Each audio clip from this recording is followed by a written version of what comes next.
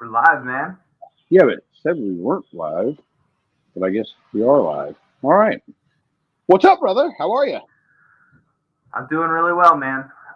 This has been a hell of a week, so I'm looking forward to chatting, catching up with you, seeing how everything's going on in your world. I know that now is like I don't know, it's a time where we have a lot of wins, we have a lot of losses, right? A lot of punches to the face. So I wanted to catch up with you, share some things, hear from you. What's up with you, man?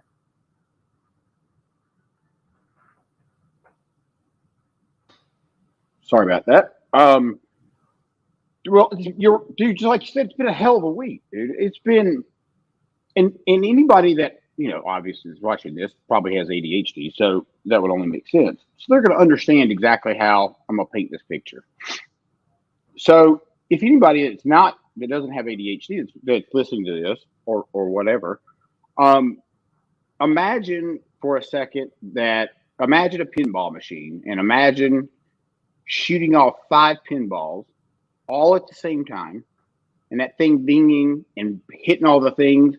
That's what my brain feels like every single day. All day long, that's what my brain feels like. And it's exhausting. It's absolutely exhausting. And this is one of the things that I would say is one of, you know, I, that's not as beneficial for having ADHD because it's really hard to explain.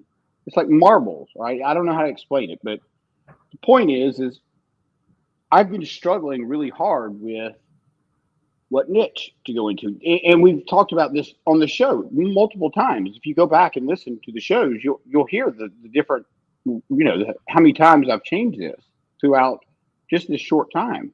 Mhm. Um, and so every day I go through that same argument in my head 50 times, right? And I sell myself on whatever that day I decide on.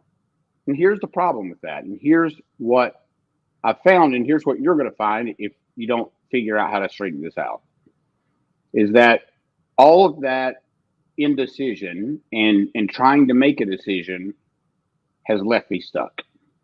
And it has left me stuck in a place where nothing gets done. And I mean, just to be completely transparent, it's almost like a paralyzation. I think I said that right. Um, and here's the crazy part. It's my fault. Like it's not anybody else's fault but mine. Um, but but there's got to be there is a way to figure out how to not go through this process. And here's what I believe it is: make a fucking decision and be okay with failing, because Yep. that was the issue. I didn't, and it's hard for even to even say that, to be honest with you. Like I don't like failing. I don't want to fail. Um, I've never been a good failure. I've never been a good loser, right? I just haven't. I like to win. And so my desire to win in this scenario outweighed common sense. And guess what? I lost anyway. Avoiding I did. failure is not the same as winning.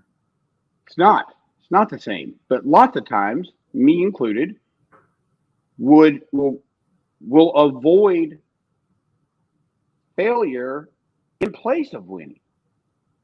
And I hate to even admit that, but that's the realization that I've come to, that and that's changing. Like that has changed at this point. Like and what spurred this conversation and what spurred this whole thing with me was everything that I just talked about. And the fact of the matter is, like, I just got to the point where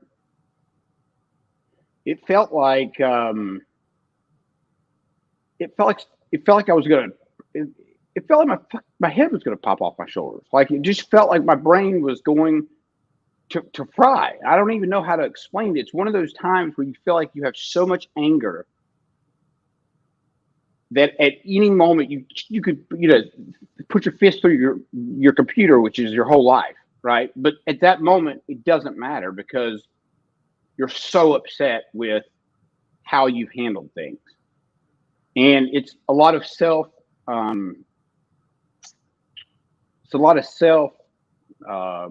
you almost beating yourself up to a degree, and that's not healthy. But it didn't happen in this scenario. And so I'm going to wrap this up. I sent out a post talking about this and talking about the indecision in my life and what it's caused me, and the pain that it's caused me, and now the potential financial issues that it could cause me. And I just kind of laid it out on the table because that's what needed to happen. I just needed to be transparent about where I'm at, because I haven't been transparent about it. It's not that I've on purpose lied. I don't mean that. I don't mean like I've been lying to people. That's not what I'm saying. What I'm saying is I don't tell people what's going on in my mind, because I really don't think people give a shit what's going on in my mind. But maybe I'm wrong about that. And I think what happened with that post is that people resonated with it, because that's what goes on in my mind. And so it just really shifted my perspective of why I put out content and the reason why I should be putting out content. That's to share what's going on in my life, because that is going to help somebody else. And I've not done a good job of that. I've not done a very good job of that at all. So I'm going to change that. And the last thing I'll say about this is the thing that I was really irritated about is I didn't think my thing was done. I thought I was still waiting on it. And it was, and the crazy part about it was sitting in my text messages finished the whole time I wrote that thing. But I didn't go back and look at the messages, so I didn't know it was there. But I'm really glad that I didn't know it was there, because I would have never written that post, and we wouldn't be having this conversation, and I wouldn't have made a decision to stick with construction sales. And that's where we're staying. That's what the funnel is, the whole 9 yards. And I know I say the other thing is reaching out like that and telling people where I'm at. Here's what happened. People that rooted for me, people that care about me, that I don't even, that I don't know, I don't know that these people care about me, right? They are people I know through Facebook, through our groups, but like, I don't personally think about whether Callie cares about me or not, right? It's not something that goes through my mind. And after I posted that, it was an unbelievable outpour of people that are all around this industry that want to help me. And all I had to do was fucking ask. Number one thing in sales, right? Yep, I will. So I read that post. I think that there's a lot of power in being transparent and being real. I will say this is that for somebody who wants to copy what Corey did, or what you see other people that are in and around that industry where they have a similar post, be wary of this. Does it actually help your customer? Does it get you customers? Or does it get you sympathy? So likes, sympathy, responses are absolutely meaningless. Most really successful people that I know, they don't have any social media presence at all. And if they do, it's very infrequent, and they might even just post like recipes that they made. And you think like, this person's worth $100 million. Why don't they have a really, really great, Facebook page or Instagram? Because they don't give a shit. And so you have to understand that if that's part of your business, like, is this going to be valuable? I think that the post was valuable, because people will look at it and say, I go through this same piece. Corey, we talk to people all the time that are hopping between different opportunities, let's say. This is how they get suckered in by MLMs. This is how they get suckered in by weird, crypto deals. This is how they get suckered into selling for shady people, because, well, none of those actually work, right? And so they think that maybe it's the opportunity, and then they're going from one shiny ball to the next.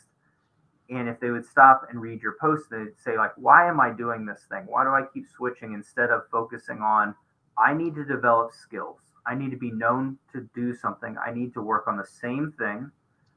and hone those skills and then transport those skills to a higher and higher value place. So for me, I would say, like, because we've had this conversation a million times. It's like the niche conversation. And after I have a breakthrough with a client, they realize that what I said to them initially is that it literally doesn't matter. That isn't even the problem, because they're thinking, oh, it's not me. I'm awesome. It's not my product. It's not what I'm selling. That's awesome too. And I'm like, it's not. It is you, and it is your offer stinks, and all those other things stink. You know why? Because you don't have any focus. And then they're like, well, what's the hot niche? What's the perfect niche? I'm like, the one that you want to do for 10 years, the one where you're going to work with people that match your personality, the one that you work with people that you respect and like, the one where the people that you'll work with will want to be a part of your life and be a little bit more like you, or you like them, because that's what building a relationship is like. And they're like, oh, I thought it was like TikTokers. Man, you're operating on such a low energy frequency compared to what I'm saying. And when I say it doesn't matter, people think that I'm being dismissive about it. But it's like I'm not the smartest, person. I'm not like some super philosopher or anything. But I'm saying, like, you move through levels of awareness about this situation. What matters is that you do something. And what Right. matters is that you pour your energy into a direction so you can move forward instead of moving in a million different directions. What matters is that you build a life that you want to live. And so if you want to build a life that you want to live, you want to be around people that you want to live it with. So if you have a successful business, you're going to be working with customers. Your employees are going to serve those customers. So I'm just going to use logic and reason here, and we can tie it to emotion, is that I want to be around people that I kind of like, people that I respect at least, right? If I don't like them, I respect them, right? And that means that I'm going to pick a group of people that I can serve, and I'm going to serve them a specific way. But once I pick that group of people, I can figure out where do I fit into their world. Because we've had this is a conversation that people have is, oh, well, they don't have any money, or they're too fancy, or they're too this, or they're too that. I'm saying, like, look, there's a whole spectrum of these people. Right. And you find where you fit. Like, if you were me, Corey, and you were doing product development, maybe you would start with working with like inventors or college students, or you'd work with people that are basically hobbyists, and you'd like build products with them and learn around the way. And then you'd move on and maybe work with startups or work with smaller businesses or like bigger businesses. You wouldn't just hop in and say, like, hey, I want to work with, GE, and I want to take on this strategic sourcing project, and I don't even know anything about anything. But that's what everybody does, and they're like, yeah, it's not a very good niche. Yeah, they're not. People won't go through the steps, all those steps you just said. Like, they just won't go through that. But one of the things that you pointed out that really is interesting, and one of the reasons that I did decide on the construction sales is one of the biggest reasons. This may sound completely ridiculous. I cuss a lot. I smoke cigars. I have somewhat of a different personality. I vibe with people that are in sales, especially people that are in construction sales, because they do the same shit that I do, right? And guess what? I can show up on my call just like this and have my conversation just like, now it depends on the situation, obviously, but the point is like, I'm going to be around people that I don't really have to change for, right? I'm just going to roll right. Does that make sense? It does make sense, dude. And what I'm saying is that I talk to people, because we were doing the side hustle thing. We were walking through that with people, and they'd say, like, what's the best sales job that I can get? And I tell them, like, look, for my background and for the money, statistically speaking, software sales are is the best sales position. And it does put you in a position where then you can be a CEO or um, a sales officer at a company and you can earn seven figures. But in like a good salesperson in the top 5% of SaaS sales does like three or $400,000 a year.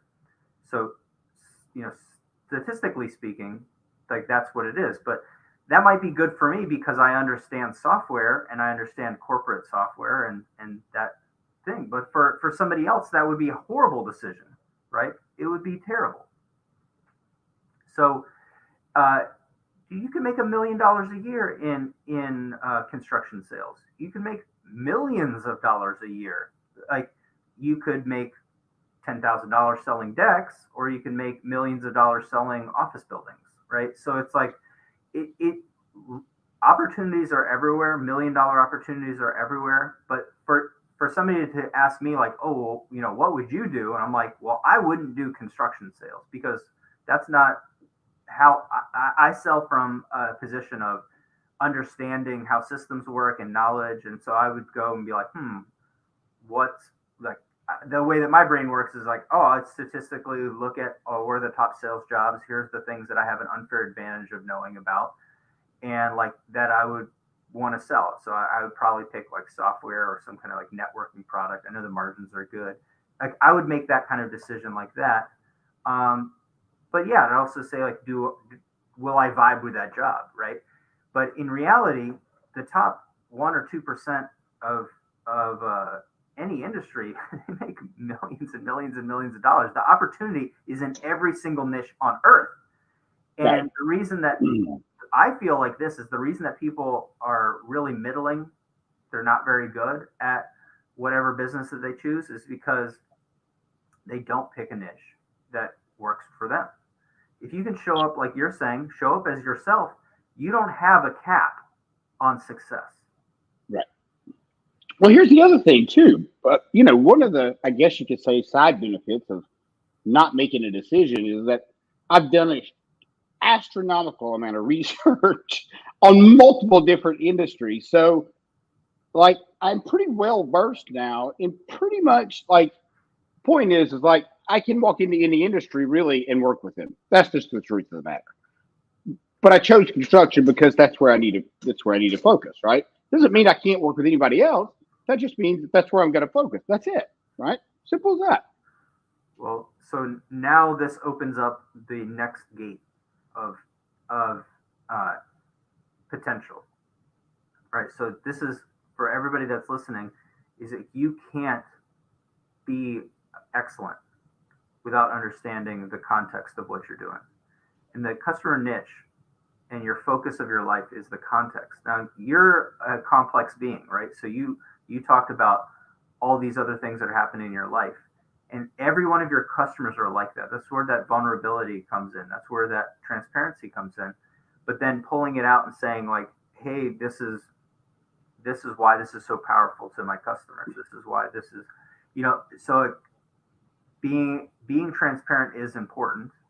Uh, being transparent and being valuable to whom, like who are you, who, and now that you know who, you can answer things like how, when, how much, right? You can create offers now because offers have zero value, dude. I'm telling you, this is like. Right. Break all that down a little bit more simply. Yeah, Break okay. it down. So yeah, break it down a little bit. Well, cause I'm following you, but I don't know if everybody is totally followed. So Yeah, because so once you focus, you can know specific problems that people have, right? You could also know who is solving similar or problems in that group of people's life. So I call which this, gives you leverage. yes, which gives you leverage. I call this ecosystem sales. Okay, so one, this gives you the opportunity to be a connector. It also gives you the opportunity to be a collaborator, and gives you the opportunity to also benchmark where you are in their universe, how much you should be charging, what those offers look like, what do those companies look like. So you're not selling the same thing; you're selling something else that helps them in their world, right? You're a resource. you're a resource. You can become the expert. So the expert becomes magnetic, right? And that's why I call this magnetic offers, because if we're in this ecosystem and we're connecting a lot of pieces together, we have a referral network. We have expertise. People know us. We're everywhere they end up looking. We're speaking at conferences. We're doing shows with people. We're creating content. But more importantly, like we can leverage each other's audiences, people's email lists. We can package things up to solve problems really specifically. But it, when I say how, is like sales is in my hypothesis doesn't exist. It is not a skill set. It is a collection of skills. So when you say like I do sales, it's like, well, every single business on earth does sales, because if they didn't, they wouldn't be a business. Right. So this is why it's very confusing to pick a niche, because you're like, sales can help everyone. No, it cannot, because every business has sales, right? That's like saying every bit, like I do like I help people create like hirings, and they're like, okay, well like that doesn't make any sense. Like, what do you do in this field, and what does it do for somebody else? So when you figure out what their problem is, you can become an expert and say, not how I do it, like, oh, I use the Sandler method, or I use one of Right. the other methods. Because guess what? Nobody gives a shit. If they did give a shit, they'd already be Sandler trained, Right. and they wouldn't be looking at hiring you. They don't care really about the vehicle like that. People don't really care about industry credibility, because they don't know about that. Is that credible or not credible? They care about results, testimonials, Right. experience, things Right. like. But And here's the other. Well, Yeah. I just want to say this really quick before I forget. The other reason, like, I've done a ton of work in the trade. So just to be clear, that's also the primary reason that I chose that, because you I have do understand. I understand their testimonials. problems. Yeah, you have I've, experience. I've and I've interviewed multiple people. I've worked with, God, I don't even hundreds of people that are in this industry. Like, I understand what their problems are, inside and out. Right. Right. And then you look at it and say, okay, well, now what am I actually going to offer them? What are they going to get in the backside? Right. I'll tell you. Yeah. Yeah, I'll tell you exactly. They're plumbers. They're not salespeople. So I'm bringing my sales expertise to the table, just like they bring plumbing to the table when they come to my house to fix it. There's no difference, right? They don't have the skills of having. They don't have the skill set of having the sales ability that I have. They don't have the knowledge that I have, and they need that in order to be more successful. That's what I bring to the table. Simple as that. Yeah. And when you focus on a group of people, you can pitch that and refine it down to one little sentence that makes sense to people that they care about. And you see how I posted my 2-step post. Hey, are you interested in 5 strategies to grow your e-commerce sales without spending $1 on ads? And that sounds really simple, but it's taken a lot of refinement to get that language down, so people understand what I'm offering in a really, really simple way. And that it resonates with everybody because they are spending money.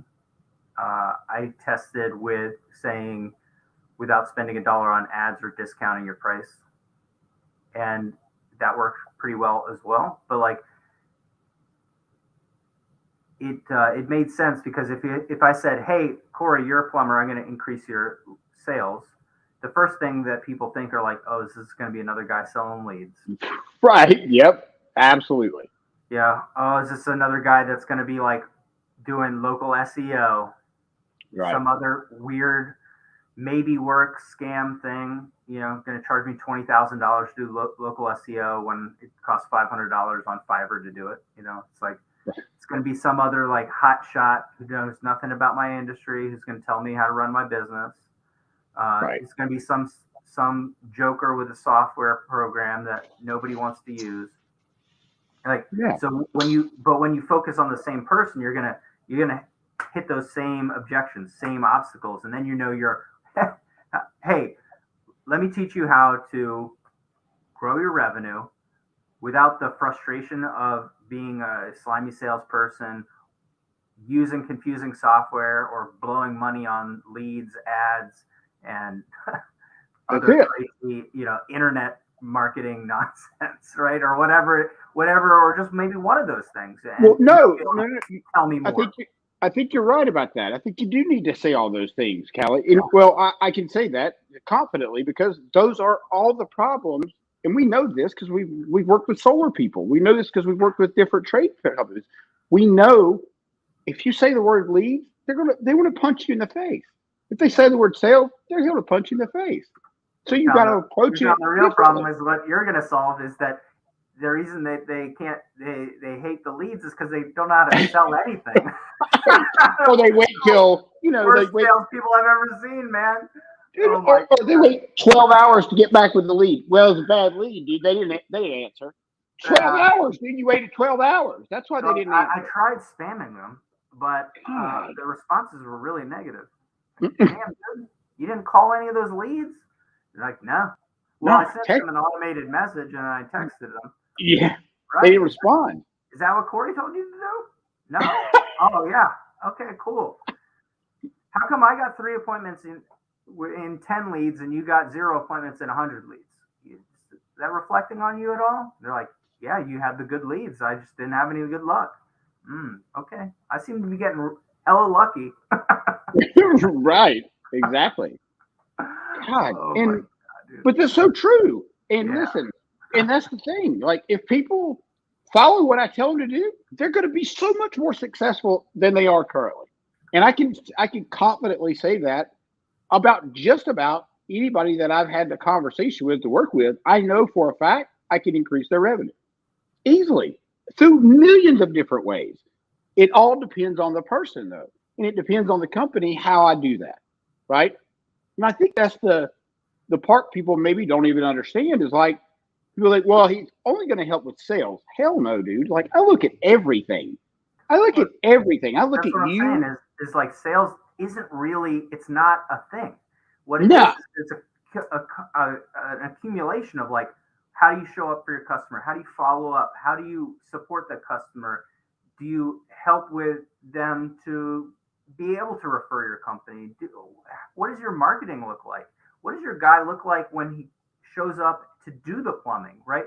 Do they leave a card? Do they, like all these little tiny touch points. Yeah. And they're like, well, where's the sale? And they think that it's going to be like you see on TV where they're going to be like, sell me this pen. It's like, sell me this copper line. Dude, I don't think that that's real. I'm telling you, I don't think that that's real. Is that there's almost never a sell me this pen moment. I mean, I've had a couple of those moments, but not really. Usually it's like well, why should I pick you? And I think unless it's somebody I've never met that pops into a meeting, that's like the boss's boss who asked me that question, I think, man, I messed up. I don't want to walk into a meeting where somebody's asking why you. Why? Where they should be telling me why they're trying to select me, right? Cool. Yeah, because I'm like, man, I did a really bad job of communicating with these people. If they're asking me here at the 11th hour, why me? So like, if you show up, you're working with a plumber and they show up and they do a whole home audit, and which they probably didn't. Let's just pretend that they already took your program or they listened to you talk about it and they've done like one thing that you asked them to do, which is the whole house eval. Yeah, whole house eval, or in my industry, we would look at like a whole supply chain and product development life cycle audit. If you're working with me as a coach, we'd look at your marketing footprint. We do a growth benchmark audit. I really am a huge fan of coming in and doing a diagnosis, even for free, and then saying, hey, here's all the places we can work together. Let's say that they did that, right? But like, that should pretty much answer any of those questions of like the why you right away. Is like, okay, here's the 10 ways that I can help you right now, and this is what we would do. They wouldn't say, well, why should I choose you? It'd be like, you've already jumped way past that, right? Yeah. And so I think people get really twisted up. And I mean, I'm curious to see this where this goes, because like I want you to absolutely crush it. and you go back and forth on things, and I feel like you have a ton of energy, and you're just like a lot of the people in our audience. Is that you have, let's say you have 100 units of energy, average person has 70, average person has 50, but you're putting that 100 units of energy in 250 buckets, Yep. right? And some of those days that plant's not All getting of it water. works. Yeah, and then it's like, you know, why isn't this working? It's because really simple stuff, like I tell people, if they people ask me how to get consulting clients, right, or product companies, or like, how do I land a partnership deal? I'm like, have you tried just talking to people? They're like, yeah, well, I'm going to use this automation and LinkedIn Navigator, and I'm going to scrape this website. I'm going to do this thing, and I'm going to like run it through this filter, and then I've got this AI program that's going to do this. I'm like, have you tried just like emailing a couple people? Here's a better idea. Hey, maybe shoot a voice note. Oh my God! Wait a minute. I just had this conversation with a guy in the comments the other day. He was like, "Well, who does a cold call?" And I'm like, "Well, you got to define what a cold call is. If I'm in the room with a guy that I could do $1 million worth of business with that I've never talked to, that might be a cold call. It also might be a cold call if I send somebody a voice note who's the president of the largest company in my industry on LinkedIn. And guess what? I have no problem doing that because that goes straight to the source. Why would you even attempt to go all those other like, different how many of these wins do you need? They're like, one. Like, okay, great. Yeah, go on LinkedIn. Instead of automatically spamming 1,000 people, you follow them. Somebody posts one of their wins, message them and say, hey man, I just saw you posted that article about that big acquisition. Congratulations. Hey, I don't know if this is appropriate, but I do this. If I can ever be, help out your badass organization, I'd love to hop on a call whenever it's convenient. And that's it. And like, that's pretty effective. Like that is a way to start a conversation or to just actually engage their content, right? That I started this and said, hey, people that I know that are really successful, they barely use the internet. They barely use it for like social media, right? Right. And when they do post, they might have like 3 comments on LinkedIn. And like, you can be that 4th comment. It's just really that easy. They're like, I want to do business with this person. I'm like, do you want to do business with them enough to like comment on their posts? And they're like, no, I just want to spam them. Well, here's the other thing, Callie, and a lot of people, I don't know if people think about this, but guess what? There's other platforms too that people are on that you want to do business with that they don't really have a presence on that platform. Like you said, like TikTok, for example, if you've got somebody you really want to get a hold of and they just now got on TikTok or whatever, or they barely have a presence and they've got 4 or 5 comments in their video, good chance that person's going to see your stuff.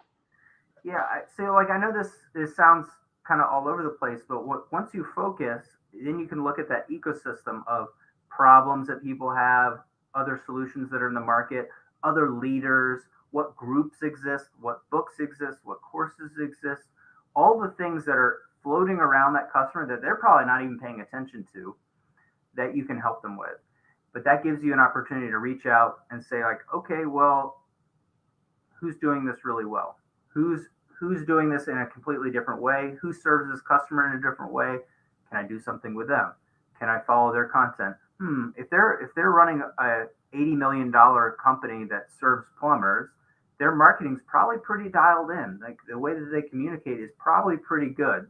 So like if I wanted to learn really quickly, I can go to some internet guru buffoon telling me how things work, or I can just look at how the successful businesses that are already serving the exact same customer function and figure out what is working and what's not working for them. How do they reach customers? Where do they reach customers? How do they reach out? What words do they use? What language do they use? What do they use in their pictures? And like, I can leapfrog everybody else because I can learn to see, but only if I'm able to select who that group of people are and what else is around them. Because otherwise, Corey, you can only give somebody generic information, right? Of like generally what would work, right? It, You mean like in my like online? yeah, because like you There's don't no know, context, there's no context, right? right? So how are you gonna, like, when somebody hops on a call and they tell you what they're doing, where they work, what kind of customers they work with, you can give laser targeted advice. But Absolutely. if they're like, yeah, I work and I build, I do home flipping. Okay, well, the strategy for them to find off market deals, work with contractors and do that is a lot different. Their business is a lot different than somebody that builds $1 million homes and then sells them. And it's a lot different than somebody who builds like whole developments and sells them. It's different than somebody who actually just does service on any of those things. Like, hey, I'm the guy that fixes every rehab. So every time I see a house that's flipped for 30 to 50% of its value, I'm the person that contacts the new owner and says, hey, this guy's probably totally fucked your house and I'll fix it. So I fix flips. Like, that would be a really cool business, but it's very specific. If somebody said that, we could have a lot of fun with their marketing.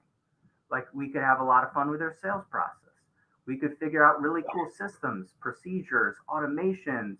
We could figure out how all the other little fun tricks and tactics work. But if somebody is like, I fix stuff at people's houses, it's like, dude, that's going to be really hard. That's going to be really hard To market, to sell. Like, I can fix stuff. You're like, can you? Because right?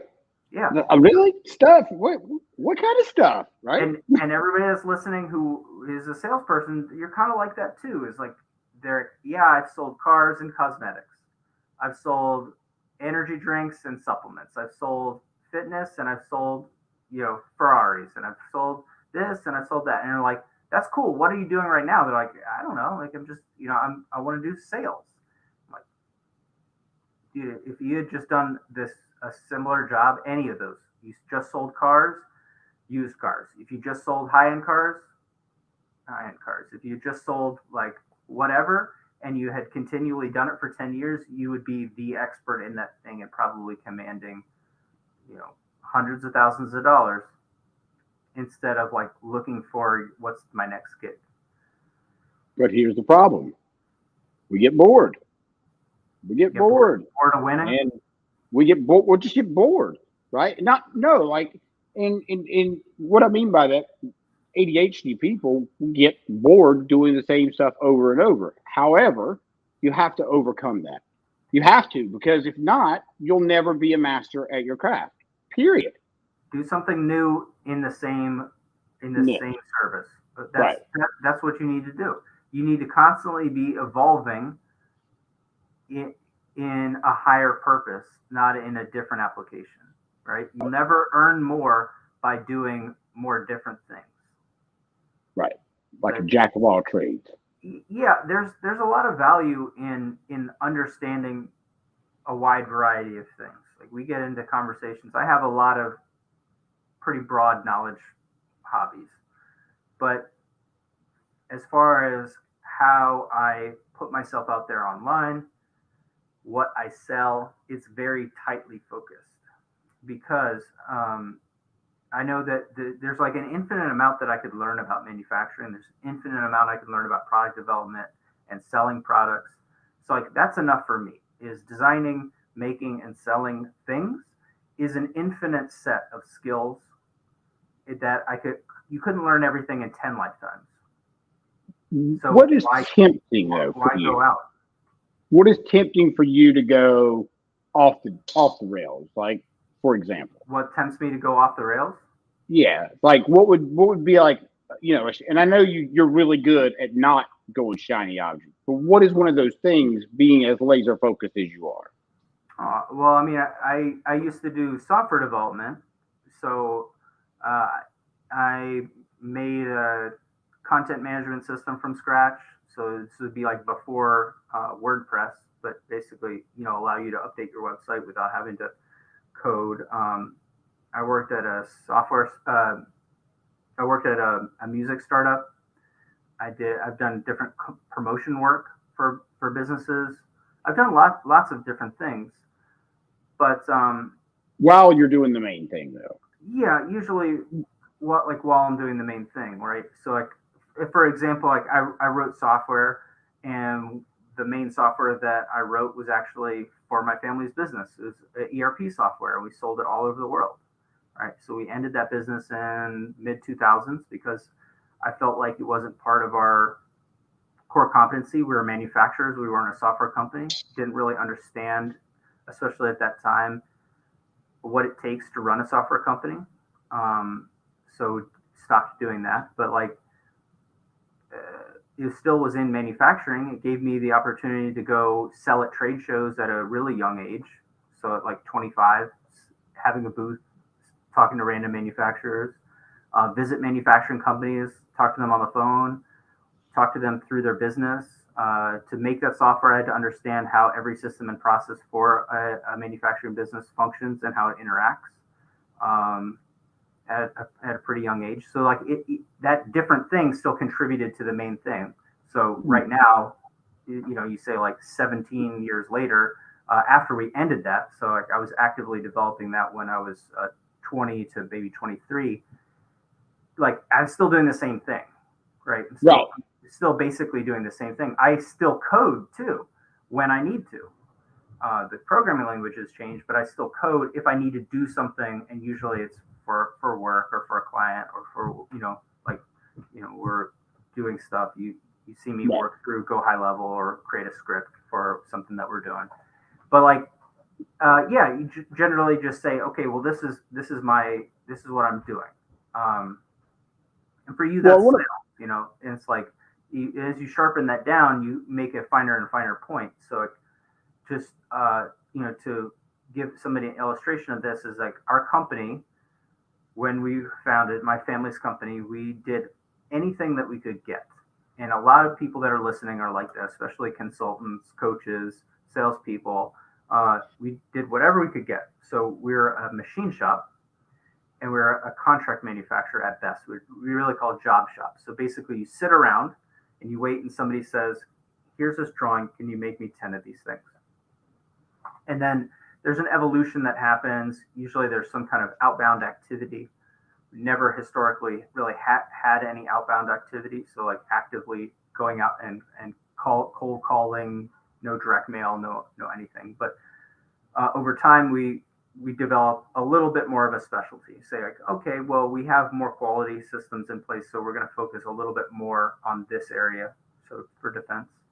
And then as we've developed, that's honed in a little bit more, and then now we do a very specific thing, very specific. But as we've become more specific, the business is a lot bigger. It's a lot bigger because the projects that we take on are a lot larger. And so if Cork, you came to me and said, hey, here's $1,000, I want 10 of these things, we would say no. I would say, go down the street. There's another great business.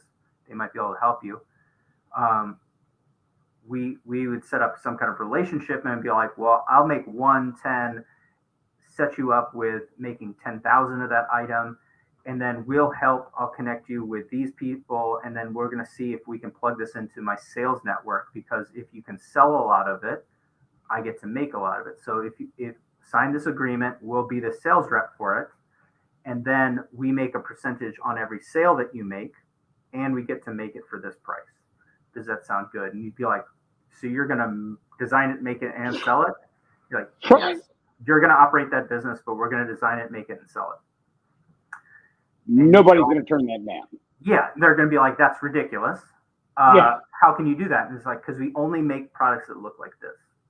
Right. Okay, we don't do everything in the world. So for everybody, we do defense electronics, specifically things that are in communication security. And so like, I already have that. You just plug that into a sales network and say like, hey, we have to answer channel conflict questions, and like, does this compete with things that we already have to sell? Do we know how to sell it? There's a lot of those questions. But like, that's a lot different than when we were just general and say like, hey, you have a lawnmower blade, do you want a machine down? Like, yeah, we'll do that. Like, we could be as busy as possible, and a lot of you people are as busy as possible. You're posting over here, you're doing lives, maybe you have like 6 or 7 podcasts, you have like email lists, you're offering this and offering that, and you're wondering like, why aren't I making any money? And it's because everything that you're doing has zero value. And it's actually inhibiting you from doing the 1% of activities that are value added that you have should actually be 60 to 70% of what you do. And the other parts should be support. And that's the way that we've continued to look at what is the offer of that business and honed it down so we can be world class. So like, what do you have the potential of being world class in? Right. And the answer is really anything. The reason that we picked that focus is, again, like I have a tech background. So I have a extremely unfair advantage compared to a contract manufacturer. Because if you show me a piece of electronics, like I can tell you what it does and what the electronics in it does, and like, where you buy the pieces to it, who I would need to replicate it. So like, it's super unfair, right? So why not just do that thing that you're unfairly good at, or that you think you can be? So over time, so in the case, what I'm saying is like after 22 years of doing work and continually doing more of less, like now, oh, he's an expert at this thing. Not really. I'm doing more of the same thing, but just, infinite. Every day there's something that I feel like a dumbass that I don't know about. Right. And so there's always a new place to go. And I'll tell you, Corey, like I can see, because I'm doing the same thing in a straight direction, I can see 10 years into the future, and I'm like, man, I haven't even gotten started. I haven't even gotten started with what I could do. And so if you're listening and you're wondering like, what should I do? Where should I go next? It's because without focus, you're looking in every direction and you can't see very far. Again, like I don't have everything figured out. Like, and when I look at that 10-year vision, I'm not even close to having everything figured out. So, but you can't do this unless you know who your customer. Like, what market are you doing? Like, where's your avatar, man? Fill out that avatar for me. If you can't answer to me, like what books that your customer would read, or like what Facebook group or LinkedIn group that they belong to, or who they think is cool. I ask people this, like, okay, so you have this customer. Who does your customer think is cool? They're like, I don't know. That's right. I'm like, well, then you don't know them very well, do you? Right. Pick up the phone and talk to 5 of those people. They're like, I don't know. Who would they be? Yeah. Yeah. What would I say to them? Like, I usually call them like say, hello, Bob. Nice to talk to you. I just wanted to check in with you because you would already know them. Yeah. Or just act like a human being. Just act normal. That's, hey, man, normal. I'm going to be in your area. I don't really have anything to sell you right now, but I'm going to be in your area. I was going to grab lunch at this place. If you want to stop by, like, I'll buy you a sandwich. We can chat it up. I know you're super busy, so it's probably a no, but just wanted to call you and let you know I'm thinking about you. Need anything, I'll be out there eating a delicious sandwich. And what is that? So what Callie just did there is it's reciprocity, right? He offered something really cool, lunch, right? He said, I'm thinking about you. So he's made this person feel amazing, right? This person feels better than he probably has felt all day because of that call. Also, now zero pressure, right? Zero pressure, right? Yeah. But the human brain will say, "Man, that was so nice. I got to get back with that guy." Yeah. Right? Yeah, I'll text him back and be like, "Yeah, you're right. I'm slammed this week. Can't do it. Maybe next week." Right? Okay, great. And I wouldn't even say, "Hey, let's set up a date." I'd be like, "Hey, that's great, man. I could be out there next week, but if the day works for you, let me know. Otherwise, I'll see you when I see you.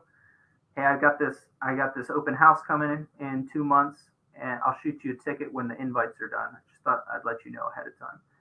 And it's like, there's no hard close, there's no nothing, but like, if you don't know that person, know how they would respond to that. Like, so in my case, I'm calling somebody.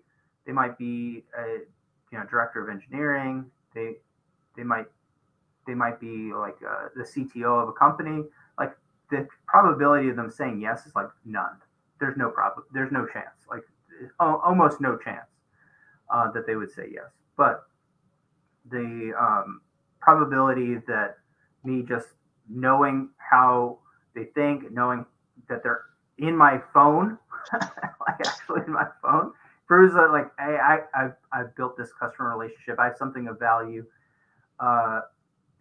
If they might want to connect because they have questions that they want to ask me, they want to tell me about something they have coming up. Like, I'm not offering them a free sandwich. I'm offering them half an hour of my consulting time for free. It's really what I'm asking, right? And if you look at it like that, it's like I'm saying, hey, this is $1,000 worth of my time for free, and I'll buy you a sandwich. Like, it's a good offer, right? And if you can't look at it like that, is you probably aren't an expert, or you don't have the right customer, or your customers don't think of you like that. Yeah, this concept that you're working through is so powerful. And I know that we've talked about it before on here, but I don't, when I talk to people, they don't get it. They don't get it. They say, well, my customers are entrepreneurs.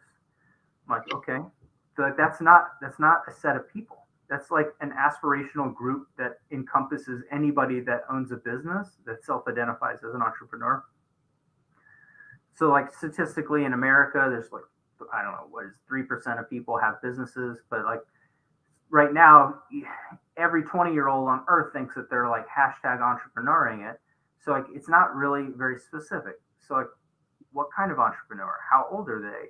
What do they believe to be true? Who do they think is cool? Like, if I showed you a picture of like two different musicians, and they were, you know, like, which one's cooler? Like, well, this one is country western singer. That's not cool at all. Oh, this one is a rapper. He's really cool. It's like, well, that's, you know, like, what do you understand about what this person perceives as valuable? And you can't really, you can't know that unless you talk to them. You don't know anything unless you talk to them, and you talk to the same kind of person enough where you can understand them as a human being. There's no shortcut to this. There's no automation to this. There's no nothing that's going to be more powerful than you actually creating an actual personal relationship with people, understanding them, and then working through whatever ego issues that you have and saying like, okay, well, I don't know everything. I have a really good skill set in these things. I can't teach this person everything because it would take forever. So what can I do for this person in 30 days? What can I do for this person in 90 days? And what can I do for this person in 6 months? Okay, let's put it into some buckets. Like, what would those results be? How much time would it take? And how can I package that up so it sounds really good as an offer? And then how can I test it? Well, you test it the same way. You just you have 10, 20 new friends, go talk to them. Hey, would it be crazy if it's like me posting this thing and said, like, out of all the weird stuff that I know, and you guys probably don't know all of the weird things that I'm actually know or I'm into, because like I said, I try to stay as focused online as possible. But like, what would you actually pay for? And people are like, I want to sell more products. I'm like, great. So it's not prototyping, it's not manufacturing, it's not even really partnership deals, which is the thing that really would add the most value. It's about, even if it's that same thing, it's positioned is like, how do I sell more product? Okay, great. What would that look like? Okay, it would look like a mastermind. Oh, it would look like a group coach. It would look like a consulting session. It would look like, okay, great. Now I have a thing that people want, a goal they want to achieve. I have a set of people that want it. I have verification and validation. Now I need to package it up, and then I need to put together an offer. And it's like, all that stuff sounds like, oh, that's so complicated, I can't do it. But literally, it's just go talk to some people. Go talk to 10 people about what they're trying to do. Yeah, because you're going to get the common problems, right? Even out of 10 people, you're going to find the commonality of what the problems are in the industry. That's simple. Yeah, it's that simple. But you got to pick up the phone to do that. And, you know, unless you're our age, you're not going to pick up the phone. And hell, maybe even people our age probably don't even pick up the phone either. Who knows? But listen, the phone is not what's the worst thing that's going to happen? Right? What is the worst that's going to happen? You may get an FU. So what? Then he might hang up on you. So what? Just move on. You're never going to talk to that person ever again. Who cares? You never talked to him before in the first place. Right. Who cares? Man, I bet they had a bad day after I called. Who gives a shit what kind of day they had? They don't care what kind of day you had. So why do you care? Right? Like, yeah, it's just like me posting in those ecom groups, and then people message me, and it's like I talk to them. What's the worst thing that's going to happen? Like either they're going to be a scammer, or they're going to be like, "Who's this guy?" And then they go and like, "Oh, he has this group. He posts about this stuff. He's got this podcast." They're either going to be interested or not interested. It's nothing. Like they didn't know me 5 minutes ago. I don't have any weird scam offer. I'm not cold DMing people with like, pitches or anything. But what's going to happen is 2 or 3 out of those 10 people, they're going to join my group. That's what's going to happen because it's a really specific group of people. I understand what problems that they have, and I don't know. They're like the other people they just don't respond. It's just like calling people on the phone or like sending direct mail. It's just like talking to people at a convention. It's just like anything, dude. Like it's okay. I had somebody message me back. I messaged him 6 months ago. He said, "Sorry for the delay getting back." I know there was no delay. He just saw something that I posted and was like, "I'll message this guy." He's like, "Oh shit, this guy messaged me 6 months ago." yeah, there was no delay. You never even thought about you. Never. Yeah. It's hilarious, though. Oh my God. Funny. But listen, I think it's been a good show. Next week, I'm speaking this coming week at Podfest. That's going to be really exciting. So exciting, dude. And it's going to be cool because, I'm going to incorporate what I love best, sales, negotiation, and how ADHD and business owners, how business owners need to understand this. This is vitally important. Your business could literally double if you understood how your brain works. I want to see some good photos, man. It's going to be cool. Pictures. Yeah, like my wife. Yeah. Yeah. All right, my man. Well, listen, thanks, brother. I appreciate it. Thanks, guys, for watching, listening, all that good stuff.